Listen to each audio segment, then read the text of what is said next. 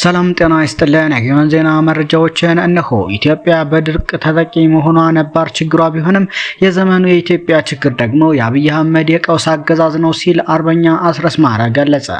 ሁሉም ሀገራት በተለያዩ ሰው ሰራሽና የተፈጥሮ ችግሮች ይፈተናሉ ያለው አስረስ ማረ ዳምጤ አሜሪካን በሱናሚና በሰደድ እሳት እንዲሁም በሽብር ተግባራት ትፈተናለች።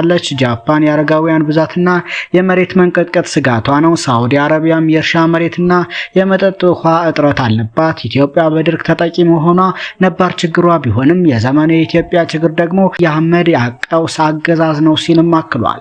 የአብይ አህመድ አገዛዝ በኢህአዴግ የፖለቲካ ልምሻነት ላይ የበቀለ ከመሆኑም በላይ ግለሰባዊ ቅዠትና መንግስታዊ ሽብርተኝነትን የተላበሰ አገዛዝ ነው። ይህ አገዛዝ ስልጣን ላይ ከወጣ ወዲህ በሺ የሚቆጠሩ ማህበራዊ ተቋማትን አውድሟል። የኢትዮጵያ ኦርቶዶክስ አብያተ ክርስቲያናት ካህናትን ሰርክ ይገድላሉ። ግድያው ደግሞ በልብሰ ተክህኖ በተዋቡ ካሬዎች ምክንያት ይደረጋል።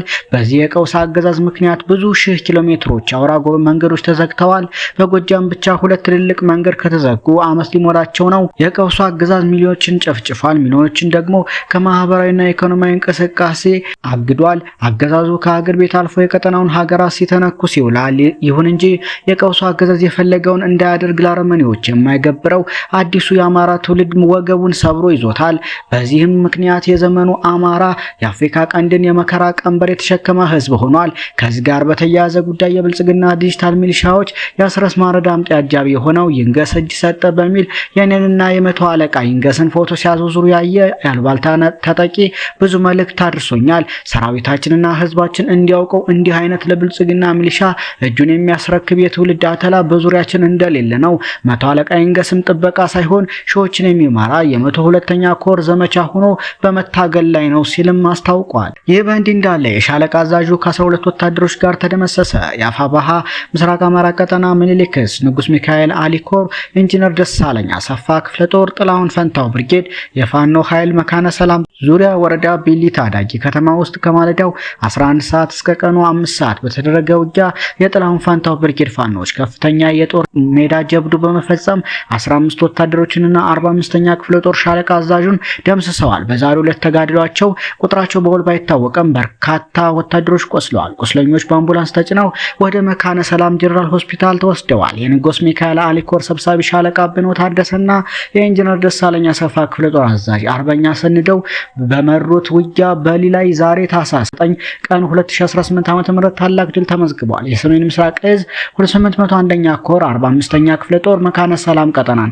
መሸፈን አልቻለም ተብሎ ሰሞኑን የ47ኛ ክፍለ ጦር ሰራዊት በድጋፍ ሰጭነት ወደ መካነ ሰላም መግባቱን ተከትለው የፋሽስቱ አብይ መንግስት መጠነ ሰፊ ወረራ ለመፈጸም አስቦ የመጀመሪያ ሙከራውን ቢያደርግም ድል ሳይቀናው ቀርቶ አባላቱን አጥቷል። እንዲሁ ልጅ ኢያሱ ኮር 24ኛ ክፍለ ጦር ውጫሌ ከተማ ዙሪያ ከባድ ትንቅንቅና ተጋድሎ በማድረግ ድል አስመዝግቧል። ልጅ ኢያሱ ኮር 24ኛ ክፍለ ጦር የአምባሰል ወረዳ መቀመጫ በሆነችው ውጫሌ ከተማ ዙሪያ ታህሳስ 9 2018 ዓ.ም ንጋት 12 ሰዓት ጀምሮ ወደ ጠላት ምሽግ ዘልቀው በመግባት ባደረጉት ከባድ ተጋድሎ እስከ ቦምብ ጭምር በመጨባበጥ በርካታ የጠላት ኃይል ደምስሰውና ቁስለው ታላቅ ጀብድ ፈጽመው ድል አስመዝግበዋል።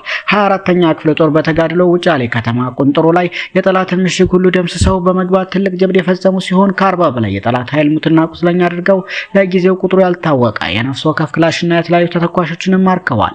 የፋሽስቱ ብልጽግና ሰራዊት ከተለያዩ ሀገራት አካባቢዎችና ከኦሮሞ ብልጽግና ልዩ ኃይል ጭምር ታፍሶ ቢመጣም በምድር በመካናይዝድ በአየር ኃይል ጀትና ድሮን ከፍተኛ ድጋፍ ሊደረግለት ቃል ተገብቶለት መጥቶ ውጊያ እያደረገ ያለ ሲሆን አየር ንብረቱ ለድሮን በማያመችበት በዳመና ጊዜ ወኔው ተሰልቦና ውጊያ ከብዶት በጅምላ እየተደመሰሰና እየተማረከ ይገኛል ሲል የአፋባሃ ምስራቅ አማራ ቀጠና ምኒልክ እዝ አስታውቋል። በተያያዘም አፋባሃ ሰሜን አማራ ቀጠና በላይ ዘለቀ እዝ ሜጀር ጀነራል ዋንታ ባተ አንደኛ ኮር ታላቅ ድል ተቀዳጅቷል።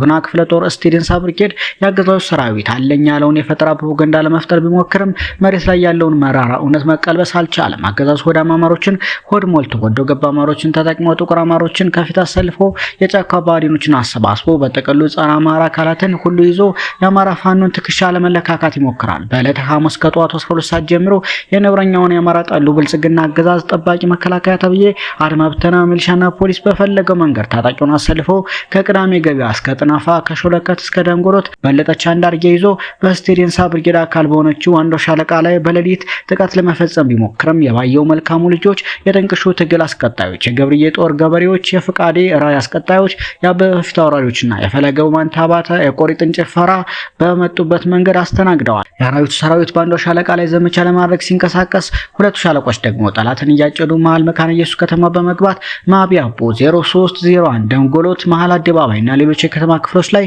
ውጊያ በማድረግ ጠላትን ደምስሷል። መካነ ኢየሱስ ከተማንም ተቆጣጥረዋል።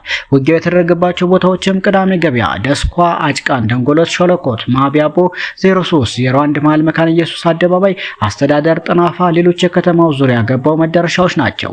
ጥበበኞቹ የባዬ፣ የገብርዬ፣ የጥንቅሹ፣ አበበና ፍቃዴ ወንድሞች ጠላትን ሲገርፉ ትለዋል። መካነ ኢየሱስ ከተማ በጅምላ የታሰሩ አማሮች በአማራ ፋኖ ክንድ ነጻ ተደርገዋል። በዚህ አውደ ውጊያ የተሳተፉ ተጨማሪ የጉና ክፍለ ጦር አካላትም የጉና ክፍለ ጦር ስራ አስፈጻሚ፣ የክፍለ ጦሩ ቃኝና መሐንዲስ፣ ሀገረ ቢዘን ብርጌድ፣ መቅደላ አምባ ብርጌድ፣ ናሪው ሻለቃ ሲሆኑ በተጨማሪም የሜጀር ጀነራል ዋንታባተ ተወርዋሪ ክፍለ ጦር ያገዛዙ አራዊት ሰራዊት ከደብረ ታቦርና ከደራ ወደ እስቴ እንዳይገባ እንደጠመም ከተማ ላይ ዘግተው ጠላት እንዳይንቀሳቀስ አድርገውታል። በጠላት ላይ የተገኙ ዝርዝር ድሎችም የተደመሰሰ 17፣ ቁስለኛ 33፣ የተማረከ ክላሽ 8፣ ተተኳሽ 1500፣ የፖለቲካ እስረኞች 56 ናቸው። ሌላው ጣና ገላዲዮስ ክፍለ ጦር ያገዛዙ ሰራዊት ከአርብ ገበያ ተነስቶ ማክሰኝት ወደ ተባለች ከተማ በመሄድ 2 ሞተሮችንና 6 የአርሶ አደሩ ክላሽ ዘርፎ ወስዷል። ጠላት የዘረፈውን ዘርፎ ያወደመውን አውድሞ ወደ አርብ ገበያ እየተመለሰ ያለ በተሰራ የደፈጣ ጥቃት ቁጥራቸው ያልታወቁ የመከላከያ አባላት እስከ ወዲያኛው ሲሸኙ በርካቶች ቁስለኛ